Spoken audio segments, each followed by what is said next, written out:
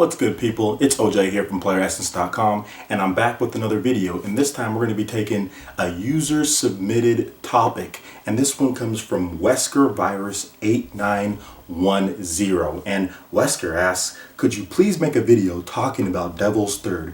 Your thoughts on the game, on why they didn't release enough physical copies, please.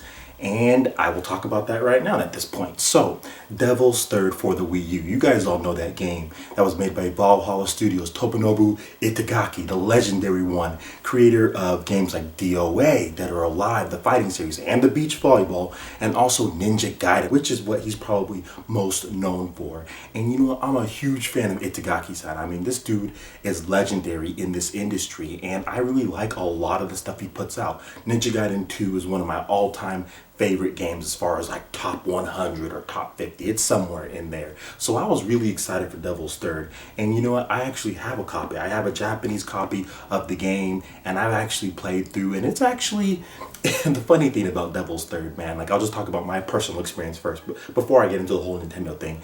The funny thing about Devil's Third is that it's actually an enjoyable experience. The problem is that it's just not a well-made game. It is not a Nintendo seal of quality type game. It has way too many frame rate issues, some stutters, it has some muddy graphics. Like, you're not used to seeing Nintendo games, at least the Nintendo label on there, even if it's made by a third-party studio and it's first-party published, you're used to seeing a little bit more polish. For example, like Bayonetta 2 or the Wonderful 101, games like that really have that polish to them to where Nintendo can put that name on there, that first-party published name of Nintendo on the box. But this game, Devil's Third, it's just not well made. There's just too many issues going around with it. There's just problems with the game design, some of the repetitiveness. The nature of the game is just not well put together, but it's still a fun game. You can have fun with it, and it's one of those so bad it's good type of games. It's really one of those games. Like, if you play it, you're going to have more fun playing that game than like an actual game that's polished better. For instance, like, I don't know, like Amiibo Festival or like Mario Tennis. Mario Tennis is just boring. The whole game is just boring, and it's just like lacks features and options, whereas Devil's Third has tons of features and options, but just lacks the cohesiveness and the polish that you would see in a Nintendo game. And the funny thing is that I actually enjoyed it. I thought it was okay. I would never spend my own money on it, at least full price. They're asking $50 for it, I think, and I don't think it's worth that amount, but at $20 or at $30, I think it would be a good buy just for the laughs, and just for the type of experience that it is. It really is a different type of game. It has a unique blend of shooting and sword fighting in there, and there's a lot of different upgrades, and the multiplayer is actually really cool. But it's just, like I said, it's just not polished enough. And there's some issues. There's some frame rate issues and some problems with the game design and all of that. Now, going on to why Nintendo decided to do what they did to it, as far as basically just leave it up to that, because they knew it wasn't going to sell enough. The game was really getting murdered in the press. People were talking about it's one of the worst games of all time. People were just bashing it left and right, especially from the European media, the UK media, and it just didn't really have a chance. It didn't really have a chance to do well. People had heard so many bad things about the game, and it already received so many bad ratings. I think that's why Nintendo of America just did what they did. They just put it behind Xenoblade and said, let's just forget about this game.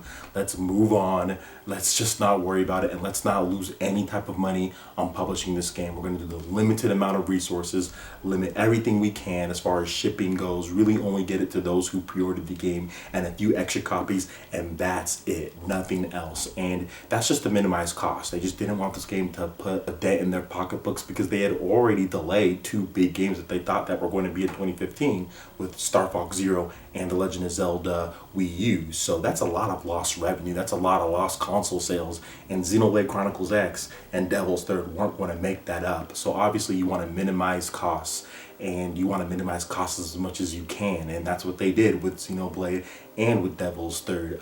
Fortunately for Xenoblade, a lot more people were interested in that game than Devil's Third. So while Nintendo did do a little bit limited shipments with Xenoblade, it was nowhere near as bad as Devil's Third. But that's the reason why they did that, and I can't blame Nintendo for doing that. But they published the game. It's out there. It's out there digitally if you want it as well. So if you really want the game, they just said, hey, do it digitally. Nintendo makes more of a profit margin on there. They don't have to worry about shipping. So really, it was just a logistics thing.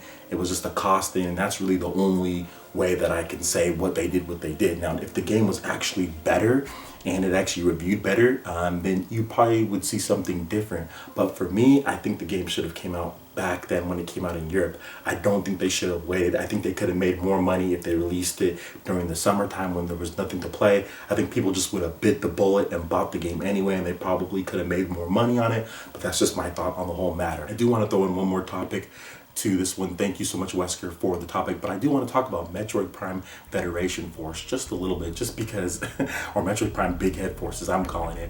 And this game, it is just MIA. And I know a lot of you guys have been asking me to talk about this game and where it's at or what it's doing. And I think Nintendo has to be retooling this thing, because this game is supposedly supposed to launch spring. We're talking March, April, May, sometime in that, maybe June, and we haven't seen anything of it. It hasn't been at PAX, it hasn't been at any of Nintendo's shows that they've done since its E3 reveal. And speaking of that E3 reveal, that trailer is still like, I think it's like the most hated Nintendo trailer of all time. Like more than Amiibo Festival, more than Mario Tennis. Like people actually upvoted those games somewhat.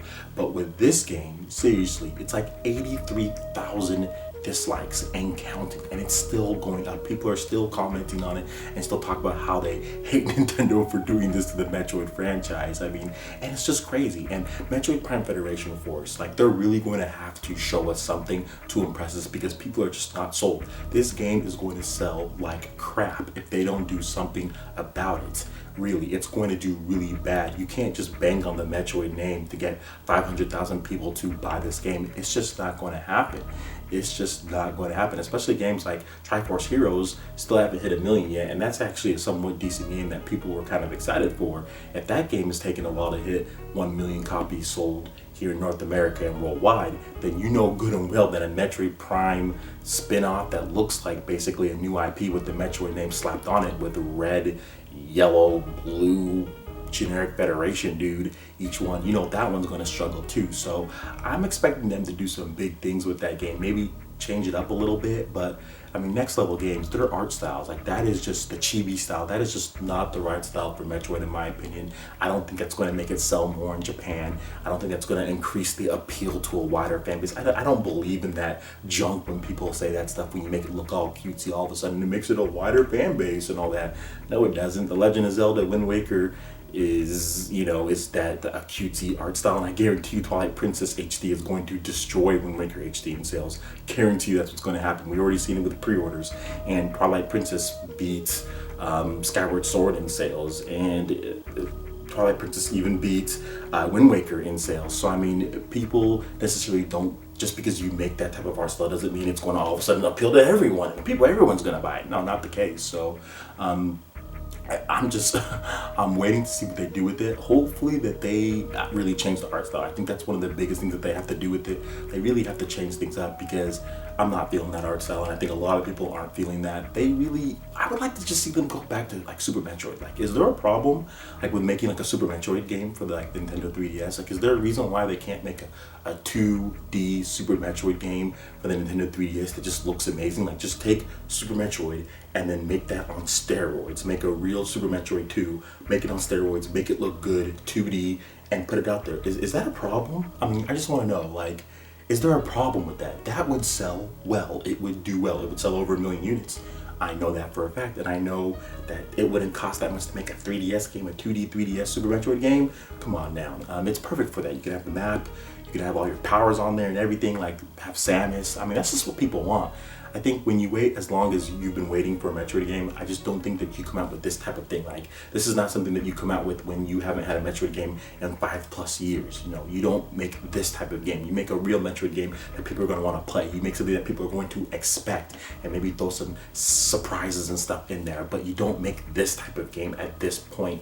So I'm hoping that it gets a retool, or they just say, hey, we're making Super Metroid 2, you know, and it just looks amazing, because they can do so many cool things with the Nintendo 3DS, and they're not taking advantage of it, in my opinion. Like, I think that system is tailor-made for an amazing Super Metroid experience, and I hope we get one. I really do hope we get one, so we'll have to just wait and see on that one in 2016. Thank you so much, Wesker, for inputting that topic, and thank all of you guys for continuing to subscribe and watch my videos. We're nearing 6,000 subscribers here, so I'm going to be having a special pretty soon, and also it's going to be the 100th episode of PlayerEssence Cross Nintendo, so look forward to that right here on the channel. Alright, so that basically wraps it up for this video here. Make sure you hit that like button if you did like this video. Let me know you guys want more content like this going forward in the future. And also subscribe to PlayerEssence for more news, reviews, trailers, tips, and tricks. Thank you so much for watching, and we'll see you guys in the next video. Peace.